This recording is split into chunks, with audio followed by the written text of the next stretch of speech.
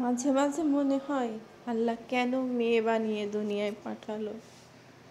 আপনারা কি জানেন মেয়েদের কোনো বাড়ি হয় না, বাবার বাড়ি শ্বশুর বাড়ি, মেয়েদের নিজেদের কোনো বাড়ি নেই। মেয়েরা খুবই অসহায়।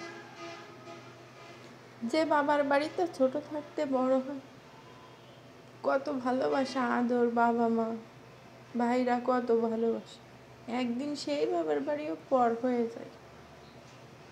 আর শ্বশুর বাড়িতে সেখানে সবার মন জুগিয়ে চলতে পারলে সবাই খুব ভালোবাসে, আর যদি না চলতে পারেন তাইলে সবার চোখের কাঁটা হয়ে যেত। মেয়েদের জীবনটা এরকম কেন? মেয়েদের এত কষ্ট কেন জীবনে? মেয়েদের তো কোনো বাড়ি নেই, বাবার বাড়ি, ভাইয়ের বাড়ি, শ্বশুর বাড়ি, ছেলের বাড়ি, মেয়ের বাড়ি হয়, নিজেদের তো কোনো বাড়ি হয় না কখনো। মেয়েরা এত অসহায় কেন? একটু কিছু হলেই বাবার বাড়িতে যেয়ে কিছুদিন থাকেন, বুঝতে পারবেন যে সেটা বাবার বাড়ি না অন্য কিছু। আবার শ্বশুর বাড়িতে একটু কিছু হলেই